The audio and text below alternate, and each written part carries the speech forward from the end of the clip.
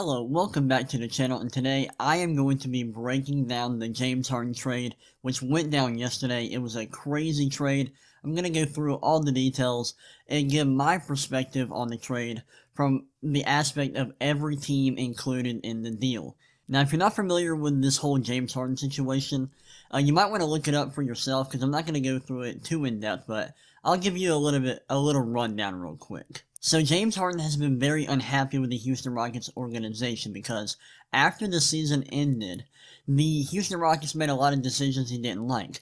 They fired their coach, they fired their GM, and they traded his star teammate Russell Westbrook for John Wall. He was not happy with these decisions because it kind of looked like the Houston Rockets might have been looking to rebuild their franchise, and Harden did not want to be a part of that.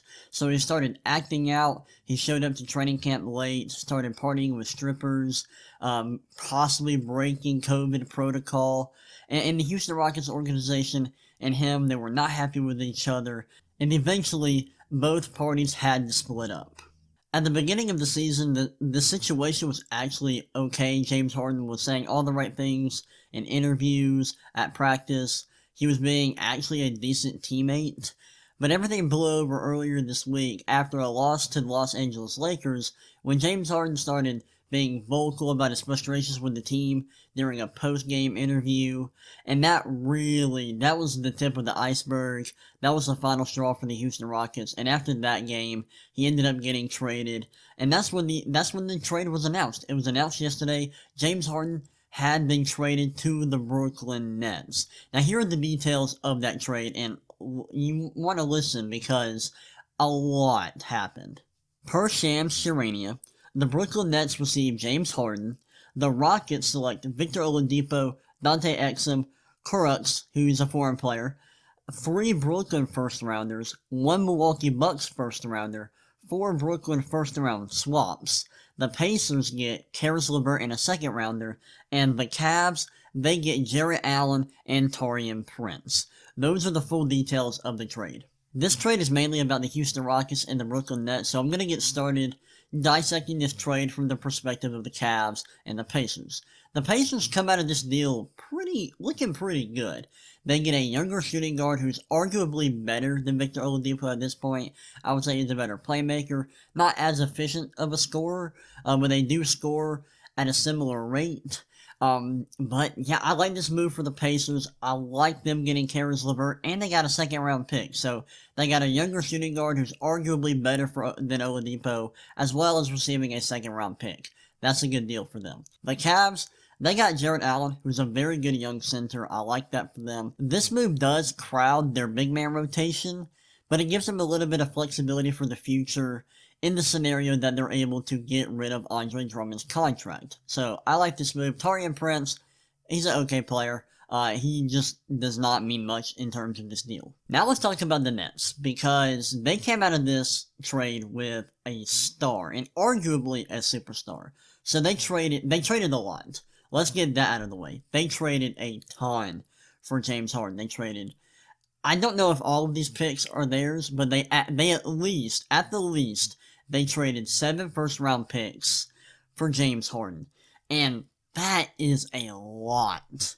That is a lot. 7 first-round picks. And remember, in the NBA, you can't trade back-to-back picks. You can't trade first-round picks in consecutive years. So this spans over almost an entire decade. So they're trading their entire future for James Harden. And that's risky.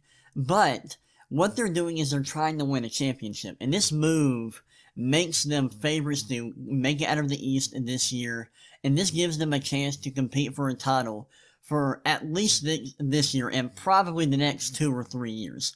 For that reason, I like this move for them. And whenever you're able to at least give yourself a chance to win a championship, and you have to make a move like this, I think that move is completely necessary, and I think you should make that move. So, I get that this is a short-sighted move, but I do like it in this sense for the Brooklyn Nets. However, there is a lot of risk, and this trade could backfire because let's say they don't win a championship with these 3 stars, Kevin Durant, Kyrie Irving, and James Harden on their roster.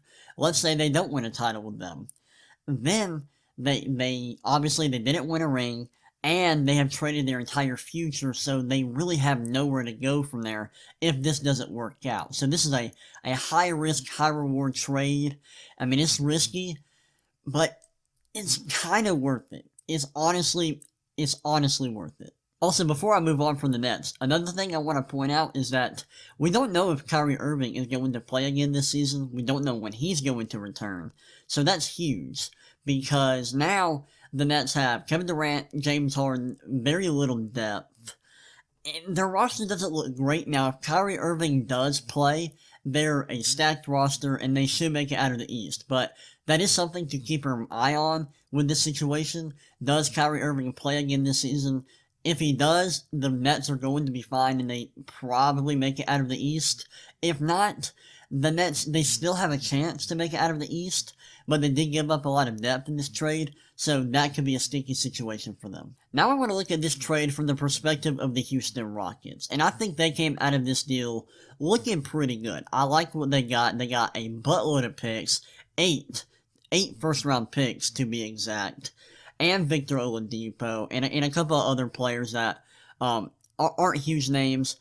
And what this deal does is it gives them flexibility for the future. So James Harden didn't want to be there. They traded him. I'm good with that.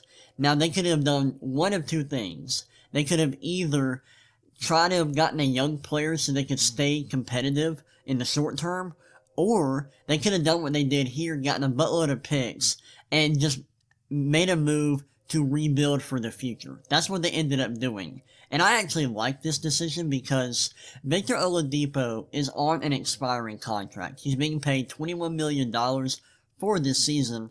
And let's say the Houston Rockets don't want to keep him after this year. They can let him go in the offseason, and that leaves them with only one player making over $20 million a year for the next 3 years, and that's John Wall. Now, unfortunately, they're going to just have to eat that contract up. They're not going to be able to move him, but that's okay. They can keep him, and the rest of their salary table is pretty cheap. I mean, they're not going to have to pay a lot of players a bunch of money.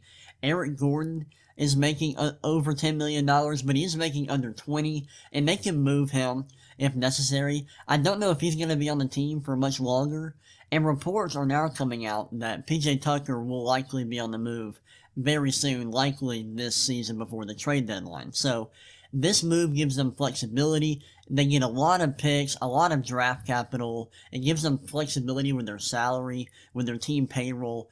I like this move from the Houston Rockets. No, they didn't get a great young player. Victor Oladipo might be able to become that. I don't think he will. They weren't able to get like a Jaylen Brown or a Ben Simmons, but they were able to plan for the future, and I think they made a smart move here. I like this trade for the Houston Rockets. You know, it's not a sexy move, but it does provide them with some flexibility for the future. And I like the direction they're going in. Now, I know that Rockets fans are going to hate hearing that they're in a rebuild right now, but they are. However, I think this move set themselves up to kind of transition to a rebuild successfully.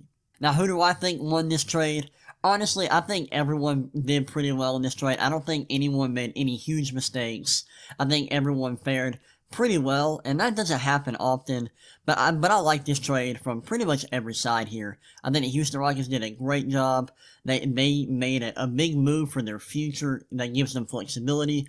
The Nets made a big move getting a star player that can make them legitimate championship contenders this season and moving forward in the short term.